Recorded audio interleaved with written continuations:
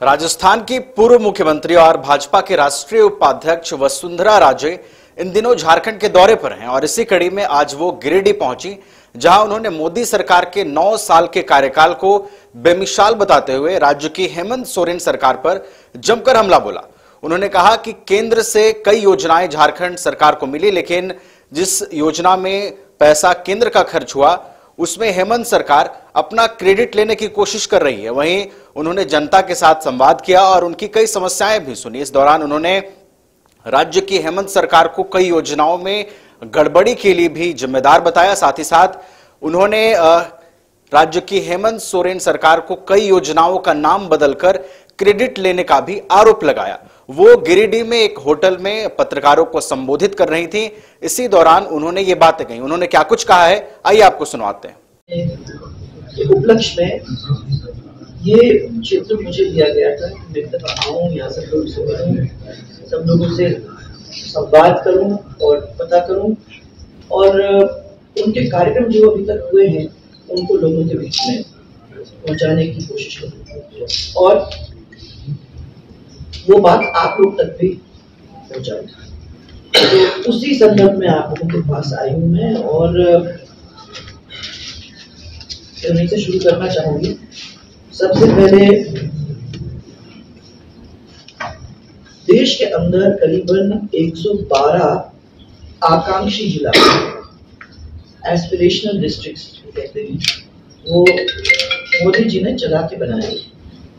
उनका सोच ये था कि बहुत सारे डिस्ट्रिक्ट्स ऐसे हैं, जैसे स्टेट में आपको मिलेंगे, स्टेट में भी आपको मिलेंगे कि कुछ डिस्ट्रिक्ट्स तो काफी बड़े हुए हैं, विकसित हैं, कुछ डिस्ट्रिक्ट्स ऐसे हैं जो इतने साल निकल गए फिर भी विकसित नहीं हो रहे हैं।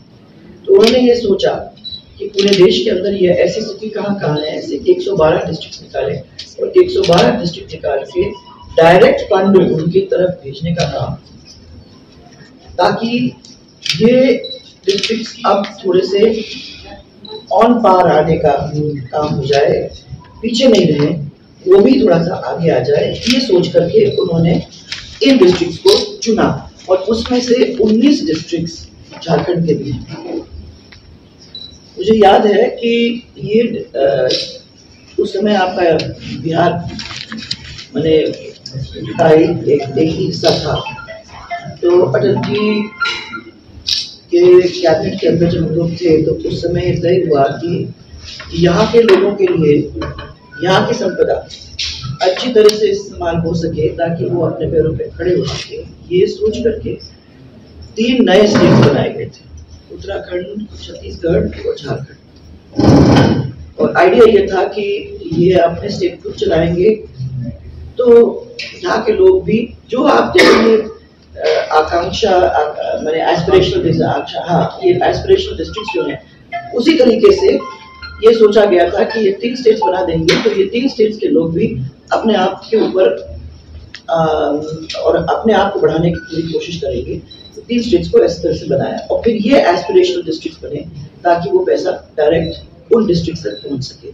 तो मैं समझती हूँ कि उसका अच्छा असर होगा, जैसे जैसे चलते जाएंगे वो आपको देखने को मिलेगा। परंतु उनका सोच था कि स्टेट वाले ही नहीं, सेंट्रल वाले भी इसको किस तरीके से बना कि झारखंड में 1-2 बात हमारे ध्यान में आई जो मुझे लगता है कि बहुत अच्छी चीज है और जिसके बारे में हमको आपको भी ध्यान दिलाना पड़ेगा, याद दिलाना पड़ेगा कि मोदी जी की सरकार के पहल पर साहेबगंज से बिहार को जोड़ने के लिए एक गंगा पुल का निर्माण हुआ है या हो रहा है। इससे झारखंड बिहार के साथ साथ बहुत सारे पूर्वोत्तर राज्यों से भी झारखंड जुड़ जाएगा, झारखंड बिहार से भी जुड़ेगा और ऑल्सो यूपी वगैरह सबसे पूर्वोत्तर प्रदेशों से भी जुड़ेगा। हमारे पूर्व भारतीय जनता पार्टी सरकार झारखंड ने 1 लाख से अधिक लोगों की सरकारी भर्ती की थी। आज मैं सुन रही हूँ कि 3 लाख नौकरियां खाली पड़ी हुई हैं और वहाँ अभी तक किसी को भरने का काम नहीं हो रहा है। तो जितना था उसको भरने का काम हमारे टाइम में किया, जिसमें 85% हमारे झारखंड के आदिवासी भाई थे, मूल आदिवासी लोग। मोदी जी के 9 साल की सफलता के बारे में मैं इतना ही कहना चाहूंगी और मैं अब तो आपकी सरकार में अब ये कोशिश हो रही है कि 10 लाख लोगों को सरकारी नौकरी मिले। और हाँ, ये प्रधानमंत्री जी को हाँ वो सबके रोजगार मेले के माध्यम से भी दिया जा रहा है। ये भी एक अच्छा पॉइंट है जो मैं आपके सामने, पर कहने का मतलब सिर्फ इतना ही है कि 9 साल के अंदर इतने शॉर्ट स्पेस के अंदर मैं इस सफलता के बारे में इतना ही कह सकती हूँ कि जब दृढ़ इच्छा होती है, जब माइंड मेकअप हो जाता है, तो आदमी कोई कुछ भी कर सकता है। और जिस तेजी के साथ ये काम हुए हैं, जिस तेजी के साथ लोगों की जिंदगी बदलने का एक संकल्प लेके वो आगे चले हैं, और जिस तेजी के साथ एक्चुअली में वो बदलाव आया है, दिखता है, मैं समझती हूँ कि अपने आप में एक बहुत बड़ी बात है। मोदी जी ने जो कांग्रेस की तरह से नारों के अंदर विश्वास नहीं किया, उन्हें ये सब चीज छोड़ी, बात कम की, पर काम के ऊपर उन्होंने ज्यादा क्या कहते हैं हाँ वो किया। मैं समझती हूँ कि अगर देखने को मिलता है तो वाकई में इस देश के अंदर बहुत इम्प्रूवमेंट्स, बहुत विकास ये पिछले 9 साल के अंदर हुआ है। और मैं तो बार बार यही कहती हूँ कि मैंने देखा है 40 साल के कांग्रेस का, 50 साल के कांग्रेस का, 70 साल के कांग्रेस का जहाँ राज हुए हैं, उसके अंदर आपको देखने का मिलेगा कि क्या काम उन्होंने किया। अगर इस स्पीड से होता तो हमारा देश कहाँ से कहाँ पहुंचा। तो मेरा स्पेशल कार्य ये था कि मैं आप लोगों के पास आऊँ, मैं आप लोगों से इसके बारे में बात करूँ, संवाद करके मैं पूछूं कि क्या क्या डिफिकल्टीज हैं अगर कोई हैं, और मैं ये पता करने की कोशिश करूं कि जो स्कीम्स हैं जो जमीन तक पहुंची हैं पहुंची हैं। और मुझे सेटिस्फैक्शन है ये देख करके, या छोटी मोटी प्रॉब्लम तो होती होंगी, परंतु इनको सॉर्ट आउट करने का काम हमारे प्रदेश का काम है। हमारे मुख्यमंत्री, प्रधानमंत्री पूरी तरह से उसमें लगे हुए हैं और लोगों का सेटिस्फैक्शन जरूर है।